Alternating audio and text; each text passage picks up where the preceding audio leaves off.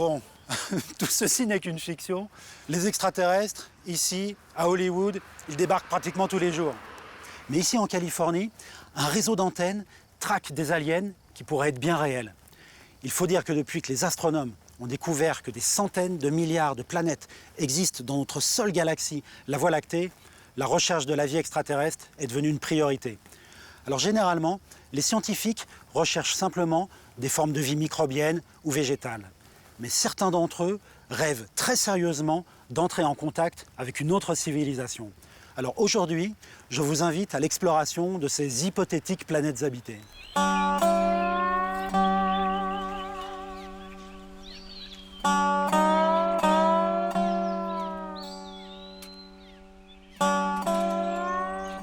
Nathalie, c'est Serge. Je suis arrivé là, je suis dans le parc. Par contre, je ne sais pas comment monter jusque chez toi. Je suis au Mineral Lodge. Oui, à tout à l'heure Nathalie. Salut. Les astronomes qui recherchent la vie sur d'autres planètes voudraient d'abord comprendre comment elle est apparue sur la Terre il y a environ 4 milliards d'années, comment elle a évolué et dans quelles conditions les plus extrêmes elle parvient à se développer. Aujourd'hui, c'est toujours un mystère. Je pars à la rencontre d'une amie que je connais depuis plus de 20 ans, Nathalie Cabrol. Spécialiste de Mars, Nathalie est exobiologiste à la NASA. Elle écume les déserts de roches et de glace, les grottes et les volcans, à la recherche de la vie terrestre sous toutes ses formes. C'est au Lassen Park, au nord de la Californie, qu'elle m'a donné rendez-vous. Salut, c'est quoi, c'est ton bureau, ton laboratoire? C'est un de mes bureaux, Nathalie, on est dans un environnement volcanique, manifestement il n'y a pas de forme de vie ici. Eh bien, si tu te poses la question de savoir comment la vie démarre ou quel est le potentiel de la vie dans l'univers, c'est un très bon endroit pour commencer ici. On a besoin pour la vie de 3 éléments indispensables sur Terre, qui sont l'eau, l'énergie et les nutriments, les minéraux. Et c'est un petit peu un raccourci de ce qu'on a là. Mais pour la Terre, on sait que ce sont des éléments essentiels. Il y a de la vie aujourd'hui là-dedans? Eh bien, on en trouve. Les biologistes qui étudient ces régions-là trouvent des micro-organismes qui aiment l'acidité, on appelle ça des acidophiles. Pour nous, c'est impossible. On ne pourrait pas mettre la main dans une de ces mares sans se brûler. Et pourtant, on trouve encore de la vie. Et donc c'est comme ça que ça a commencé, il y a combien de temps? C'est dur, on ne sait pas exactement quand la vie a commencé. Personnellement, je me dis que la vie doit faire partie du processus planétaire. Parce que quand on regarde les comètes, quand on regarde les éléments qui forment les planètes, on trouve les briques de la vie. Elles sont là. Alors, est-ce qu'ils sont toujours là? Parce que ce sont des éléments abondants dans l'univers, on le sait maintenant, les astronomes nous l'ont dit. Et est-ce que lorsque les conditions sont bonnes, la vie se développe? Dans ce cas, c'est une vision très optimiste pour la recherche de la vie dans l'univers, évidemment. Ou est-ce que c'est quelque chose de complètement différent? Alors, toi, je te connais beaucoup comme planétologue, c'est-à-dire une scientifique qui s'intéresse aux planètes du système solaire, en particulier Mars. Mars, ça fait quoi, 4 siècles qu'on cherche de la vie sur Mars? On est sûr qu'il n'y a aucune forme de vie sur Mars maintenant. Si on était sûr, je ne ferais pas le métier que je fais. D'accord.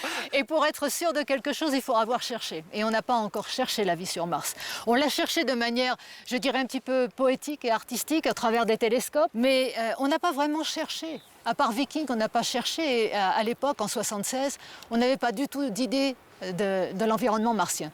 Donc on ne savait pas quelle expérience véritablement faire dans un environnement qu'on ne comprenait pas vraiment, et donc les résultats sont ambigus. Aujourd'hui, toujours, on ne sait pas.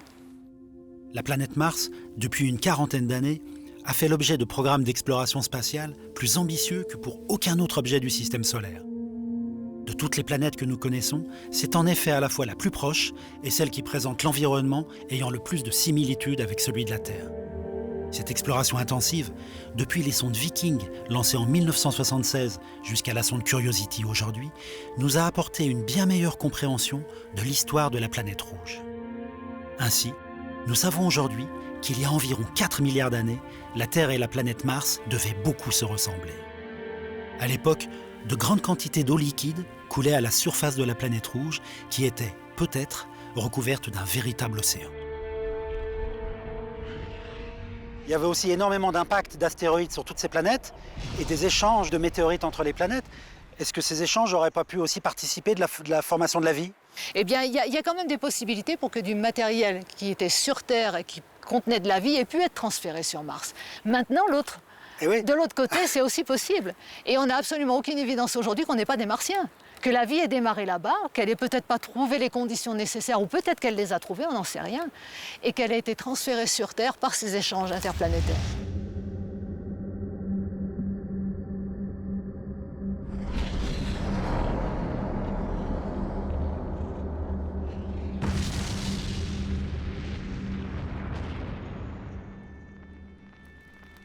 Il y a encore une vingtaine d'années, la recherche de la vie extraterrestre était confinée aux 8 planètes connues dans le système solaire. Mais très récemment, en 1995, la découverte de l'existence de planètes hors de notre système, appelées exoplanètes, a considérablement élargi la perspective des astronomes. Parmi le millier d'exoplanètes déjà détectées, seules quelques-unes se trouveraient dans la zone dite habitable, soit à une distance de leur étoile qui permet la présence d'eau liquide sur leur surface. Mais des planètes, dans notre seule galaxie, la Voie lactée, il y en a probablement plus de 1000 milliards. Un nombre presque infini de mondes à découvrir. À défaut de pouvoir envoyer des sondes spatiales explorer ces exoplanètes situées à plusieurs centaines d'années-lumière de nous, les astronomes veulent braquer vers elles leurs plus puissants télescopes pour rechercher dans leur atmosphère des éléments chimiques qui pourraient révéler la présence de vie. C'est ce que l'on appelle des biosignatures.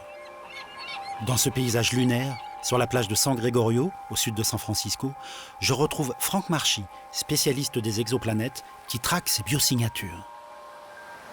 Si on observe l'océan actuellement, Oui. si je vous dis il y a de la vie sur ces océans, et je vous donne un verre, vous allez marcher vers l'océan, vous allez prendre le verre d'eau, vous allez regarder le verre d'eau, vous n'allez pas voir de poisson. Non. Donc non, il n'y a pas de vie. Voilà. Mais si je vous dis, non, ce qu'on va faire, c'est qu'on va analyser la lumière de cette eau, on va décomposer la lumière, on va regarder s'il y a des signatures à l'intérieur de cette eau, et on va détecter des signatures biologiques. Ces signatures biologiques, ce sont des signatures dues à la présence de vie dans l'eau de l'océan. Et c'est à peu près la même chose qu'on a sur l'atmosphère. Alors ce qu'on cherche, ce sont des signatures spécifiques, des types de molécules de l'oxygène, mais aussi du méthane, la présence d'azote et aussi un indicateur. C'est pas seulement une molécule, bien sûr, qui va nous donner l'indication de la présence de vie, c'est une combinaison de molécules entre elles qui vont nous donner une indication de biosphère. Franck m'explique que des astronomes ont testé cette technique sur notre planète. Ils ont analysé depuis l'espace la lumière qui traverse l'atmosphère de la Terre. Et ils ont réussi à déceler ces biosignatures. On a détecté la présence de ces fameuses molécules, mais on a aussi détecté la variation de la lumière due à la végétation, due aux saisons. Ça aussi, c'est une présence d'indication de biosphère, par exemple. Ça, c'est ce que vous voulez faire sur les exoplanètes. Ce qu'on voudra faire dans les quelques années sur les exoplanètes. Pour accueillir une forme de vie, en tout cas telle que nous la connaissons sur Terre, une planète doit posséder une biosphère, c'est-à-dire un environnement contenant les éléments chimiques indispensables tels que le carbone, l'azote, l'oxygène, l'eau. L'objectif numéro 1 des astronomes aujourd'hui, c'est de détecter les biosphères des exoplanètes. Plus facile à dire qu'à faire. La plus proche exoplanète se trouve 1 million de fois plus loin que la planète Mars. Pour le moment, ce que je pense qu'on va détecter dans les 10-20 prochaines années, c'est la vie de niveau cellulaire. C'est ça qui va être notre première grande découverte. La détection de vie plus complexe, même multicellulaire, animale, et ensuite vie intelligente avec civilisation, ça c'est une autre étape, je pense. Notre planète s'est formée voici 4,5 milliards d'années. C'est peu, comparé à l'âge de l'univers, qui a 13,8 milliards d'années. Il est absolument certain que d'autres planètes dans notre galaxie sont plus âgées. La vie est-elle apparue sur ces anciennes planètes? Des civilisations plus avancées que la nôtre pourraient-elles y exister? Ces questions ont été posées dès 1960 par un astronome devenu légendaire, Frank Drake, qui a lancé le premier grand programme de recherche d'intelligence extraterrestre, le SETI. Depuis 50 ans, les équipes de l'Institut SETI écoutent le ciel avec les antennes des radiotélescopes en espérant capter des signaux émis, intentionnellement ou non, par des civilisations qui utiliseraient une technologie identique à la nôtre.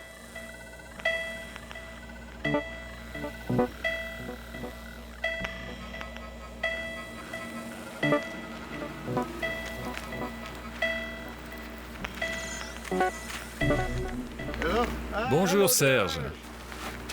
Bienvenue au Allen Telescope Array. Enchanté. Serge, vous ne trouverez jamais d'extraterrestres comme ça. Venez avec moi, je vais vous montrer comment faire.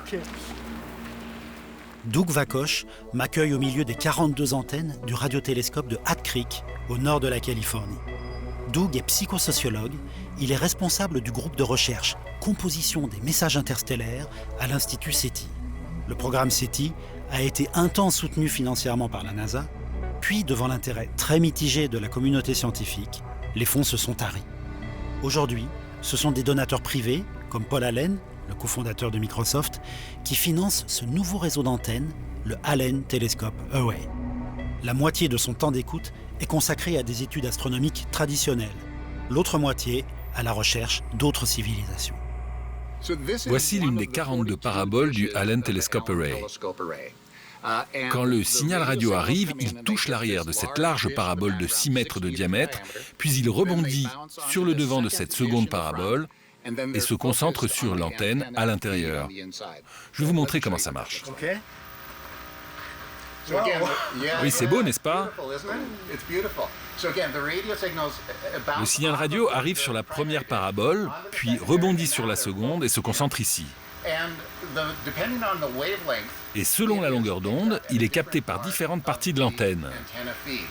Les parties longues sont sensibles aux très longues ondes, environ 30 cm. Et les parties les plus petites sont sensibles aux ondes courtes. Ce radiotélescope nous donne accès à des milliards de canaux différents. Et en fait, nous ne savons pas vraiment. Ce que nous essayons de faire, c'est de deviner sur quelle fréquence un extraterrestre pourrait nous envoyer un signal.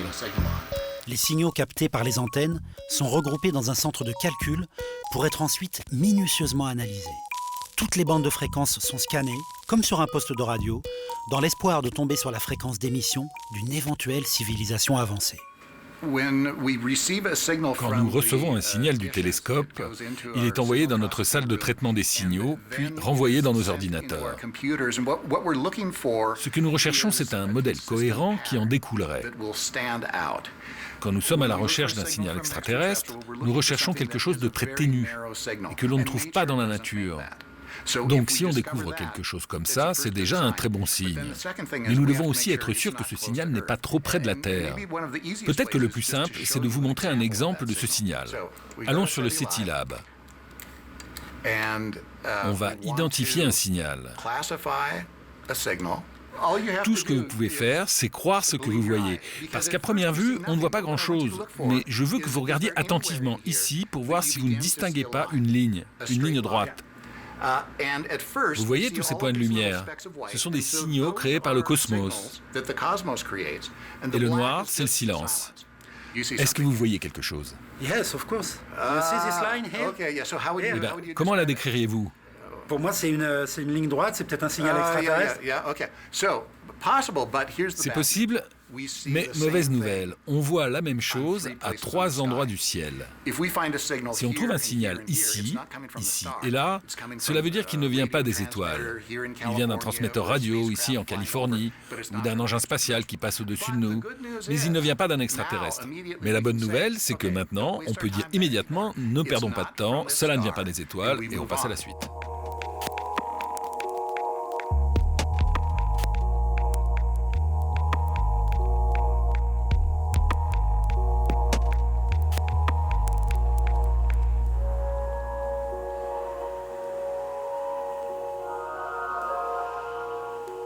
Doug, recevoir un message des extraterrestres, ce serait quelque chose d'absolument extraordinaire, mais comment vous pouvez imaginer arriver à traduire ce qu'ils auraient à nous raconter? C'est un défi qui me semble absolument impossible.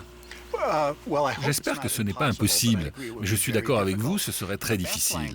Le langage le plus adapté serait les mathématiques. Et je dis ça parce que si quelqu'un veut construire un Allen Telescope Array, n'importe quel ingénieur doit savoir que 1 plus 1 égale 2.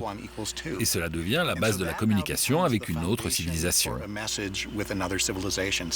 C'est quelque chose qu'il nous faut savoir pour réaliser le travail scientifique et créer la technologie qui nous permette d'entrer en contact. Cette nuit, ici, on découvre une autre civilisation. Qu'est-ce que vous leur diriez? Une fois que nous saurons que nous tenons un signal d'une autre civilisation, je voudrais leur dire que nous voulons entrer en contact, qu'on veut en savoir plus sur eux et connaître les questions qui se posent sur nous. Donc quand même, est-ce que c'est pas frustrant de se passionner pour un sujet dont on ne saura peut-être jamais s'il existe? Absolument. Ce travail n'est pas du tout fait pour quelqu'un qui veut la garantie d'un résultat positif et immédiat. C'est un travail pour quelqu'un qui veut faire partie d'une quête qui pourrait véritablement changer notre vision du monde. Mais il n'y a aucune garantie, et je pourrais mourir sans savoir s'il y a de la vie ailleurs. Si vous voulez vous impliquer dans le programme SETI, il vous faut vivre avec cette frustration.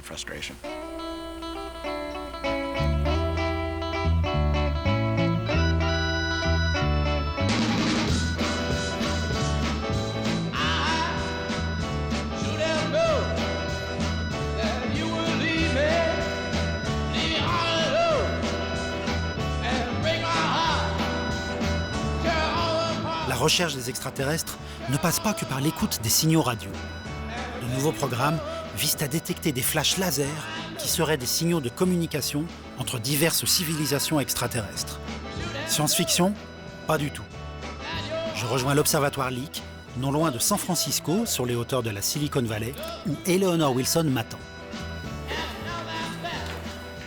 Ah ouais, c'est un télescope optique. Eleanor, quand on pense à la possibilité de contact avec une civilisation extraterrestre, on pense évidemment aux antennes de radiotélescope pour écouter les signaux qu'ils nous envoient. Pourquoi on se rencontre ici, dans un observatoire, avec un télescope au-dessus de nos têtes? Cet instrument est destiné à chercher les lasers pulsés, émis par d'autres civilisations qui pourraient exister. Vous me dites que ce télescope est conçu pour recevoir des émissions laser des extraterrestres, mais ça semble impossible. Les planètes sont juste à côté des étoiles, on doit être complètement illuminé par la brillance de l'étoile. Il se trouve que la plupart des lasers les plus puissants sont des lasers pulsés. Et quand on voit à quel point cette pulsation du laser est lumineuse, on se rend compte qu'elle est encore plus brillante que les étoiles. Donc si on a le détecteur adéquat et qu'on la détecte assez rapidement, on peut voir le bref éclat d'une étoile qui est en fait celui d'un laser pointé dans notre direction. Nos lasers sont utilisés entre autres pour communiquer. Et si aucun de nos lasers de communication n'est assez brillant pour être intercepté par une civilisation extraterrestre, nous avons en revanche des lasers tests et des lasers militaires qui sont eux assez puissants et qui ont été dirigés vers l'espace et qu'une autre civilisation pourrait voir si elle avait le bon équipement et qu'elle était à l'affût.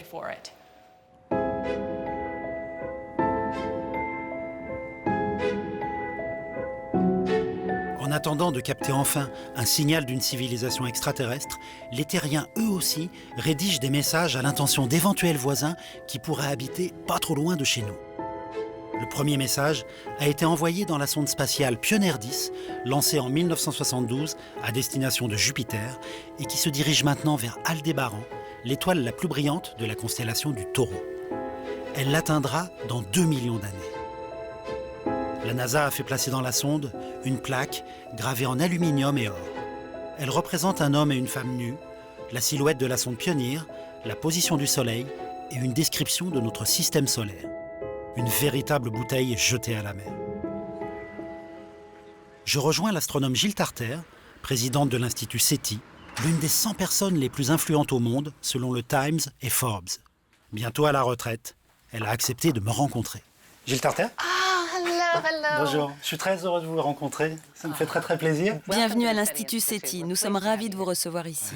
J'imaginais pas rencontrer une aussi grande dame de l'astronomie dans un bureau aussi petit. Quelqu'un m'a dit un jour qu'on dirait la chambre d'un enfant de 8 ans. Cette affiche-là, c'est une référence au film Contact avec Jodie Foster ? Oui, j'ai travaillé sur Contact avec Jodie Foster. Nous travaillons nous aussi sur le programme Contact, mais dans cette version-là, il y aurait peut-être un vaisseau spatial. Ce n'est pas possible. Pas aujourd'hui, mais il existe une organisation, la 100 Year Starship Study, dirigée par une ancienne astronaute, Mae Jemison. Cette organisation se consacre à cet objectif. Elle a reçu des moyens financiers et s'est fixé 100 ans pour surmonter les défis techniques et construire un vaisseau spatial pour aller là-bas. Mais est-ce que c'est pas extraordinairement optimiste? Parce que si on regarde la vie sur Terre depuis 3,5 milliards d'années, toutes les espèces qui se sont succédées sur la Terre, des milliards d'espèces, elles n'ont jamais utilisé de radiotélescope. Peut-être. Notre technologie est toute nouvelle dans une galaxie qui, elle, est très ancienne. Et nous ne savons pas si notre technologie va pouvoir vieillir. Nous ne savons même pas si quelqu'un survivra. Mais c'est ça qui est génial avec SETI. Si nous détectons un signal, alors là, nous saurons que quelqu'un d'autre a traversé les âges. Si nous arrivons à détecter quelque chose, alors nous saurons qu'il est possible d'avoir un futur lointain. Certes, nous sommes peut-être fous, nous aurons peut-être l'air complètement fous dans un millier d'années. Mais qu'est-ce qu'ils croyaient? Pourquoi ils utilisaient ce radiotélescope? C'est absurde. Mais ce n'est pas absurde aujourd'hui. Et notre travail est de rester là suffisamment longtemps, de survivre assez longtemps pour inventer et comprendre quelle serait la meilleure technique à utiliser. Mais Gilles, votre quête dépasse le cadre scientifique. Ce n'est pas une affaire juste d'astronomes, de biologistes. Est-ce qu'au SETI Institute, vous travaillez aussi justement avec des sociologues, des philosophes, peut-être des spécialistes du langage? Oui, ici à l'Institut SETI, nous avons des biologistes, des chimistes, des géologues, des planétologues, mais il y a aussi un philosophe et un spécialiste du langage et de la fabrication des messages. D'autres professions aussi pourraient apporter leur contribution sur le type d'information qui serait contenue dans le signal que nous recherchons.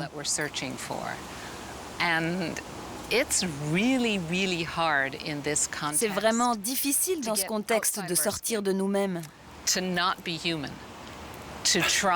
ne plus réfléchir en être humain et d'essayer de comprendre quelle serait l'information qui serait la plus appropriée à échanger entre une civilisation développée technologiquement et une autre. Mais si nous avions un contact avec une autre civilisation aujourd'hui, qu'est-ce que vous leur demanderiez? Vous savez quoi?